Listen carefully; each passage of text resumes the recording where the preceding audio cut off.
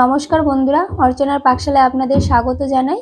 আজ আমি আরও একটি মজাদার রেসিপি আপনাদের সাথে শেয়ার করব। পুরো ভিডিওটা স্কিপ না করে দেখবেন বন্ধুরা, না দেখলে কিন্তু বুঝতে পারবেন না। এখানে আমি মুসুর ডাল নিয়েছি 150 গ্রাম। এবারে মুসুর ডালটাকে ভালো করে জল পাল্টে পাল্টে আমি ধুয়ে নেব আর 10 মিনিটের মতো ভিজিয়ে রাখবো।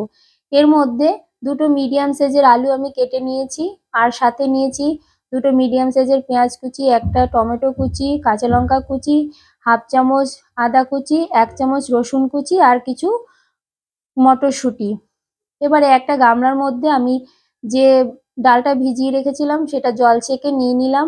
তার মধ্যে আলু দিয়ে দিয়েছি, টমেটো কুচি, পেঁয়াজ কুচি দিয়ে দিলাম, কাঁচা লঙ্কা কুচি, ঝালটা অবশ্যই আপনাদের পছন্দ অনুযায়ী দেওয়ার চেষ্টা করবেন, আদা কুচি।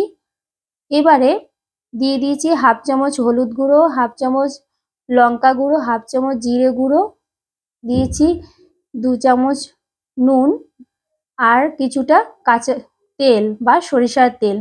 এবারে হাতের সাহায্যে ভালো করে আমি মিলিয়ে নেব। এটা হাতে মাখা মুসুর ডাল, তাই চেষ্টা করবেন ভালো করে হাতের সাহায্যে মেখে নিতে। যত ভালো মাখা হবে তত কিন্তু টেস্ট আসবে, আর মাখার মধ্যেই কিন্তু একটু জল বেরিয়ে আসবে। তাও আমি 10 মিনিট মতো ঢাকা দিয়ে রাখবো ভালো করে মশলাটা ডালের সাথে মিশে যাওয়ার জন্য। একটা ডিম একটা বাটিতে ফেটিয়ে নিয়েছি অল্প একটু নুন দিয়ে। ভালো করে ডিমটাকে ফেটিয়ে নেব।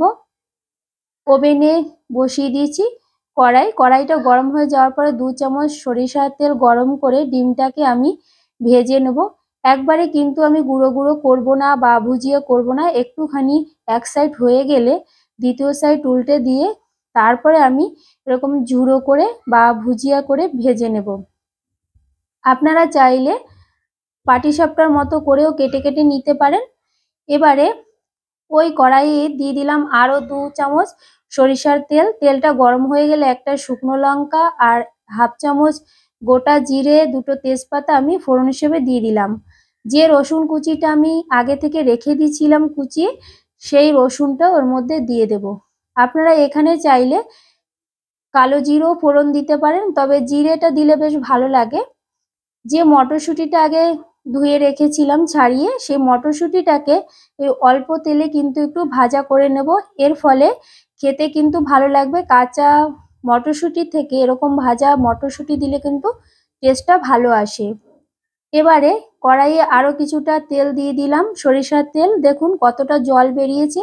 যেহেতু এখানে নুন দেওয়া রয়েছে তাই অনেকটা জল বেরিয়েছে। হ্যাঁ বন্ধুরা, এই রেসিপিটি যদি আপনাদের ভালো লাগে তাহলে আপনাদের অনুরোধ করব আমার চ্যানেলটিকে অবশ্যই সাবস্ক্রাইব করে দেবেন আর পাশে থাকা বেল আইকনটি ক্লিক করে দেবেন সমস্ত নোটিফিকেশন সবার আগে পাওয়ার জন্য। আর আমাকে আরও উৎসাহ দেবেন বিভিন্ন কমেন্টস জানিয়ে যে কেমন হলো, আর লাইক করতে অবশ্যই ভুলবেন না যদি রেসিপিটি ভালো লাগে। আমি সামান্য জল দিলাম, বেশি জল এখানে দেব না। জলটা দিয়ে একটু ঢাকা চাপা দিয়ে দেব। সামান্যই জল দেব বন্ধুরা, বেশি জল কিন্তু দিতে যাবেন না, তাহলে কিন্তু ভালো লাগবে না। তাই আমি এরকম লো ফ্লেমে ঢাকা দিয়ে রান্না করব। দেখুন ঢাকা দেওয়ার কারণে বেশ সুসেদ্ধ হয়ে গেছে, আলুটাও সেদ্ধ হয়ে গেছে। এই পর্যায়ে দিয়ে দেব মটরশুঁটি। যে মটরশুঁটিটা আমি ভেজে রেখেছিলাম, সামান্য একটু চিনি দিয়ে দিলাম। তার মধ্যে যে ডিমগুলো তুলে রেখেছিলাম ভেজে সেটাও দিয়ে দেব, আর দিয়ে দেব 1 মুঠো ধনেপাতা আর 1 চামচ গরম মশলা গুঁড়ো। যে ফোড়নটা তুলে রেখেছিলাম সেটাও দিয়ে দেব, ভালো করে মাখিয়ে নেব। আর সবশেষে দিয়ে দেব একটু ঘিটা আর গরম মশলাটা দিলেই কিন্তু তরকারির ফ্লেভারটা অন্যরকম হয়ে যায়। গরম গরম রুটি কিংবা পরোটার সাথে দুর্দান্ত লাগে। যখন তখন চটজলদি বানিয়ে নেওয়া যায়, হাতে কম সময় থাকলে কিন্তু এরকম রেসিপি অবশ্যই আপনারা বাড়িতে করতে পারেন। খেতে কিন্তু দুর্দান্ত লাগে। গরম গরম পরিবেশন করুন। ধন্যবাদ বন্ধুরা।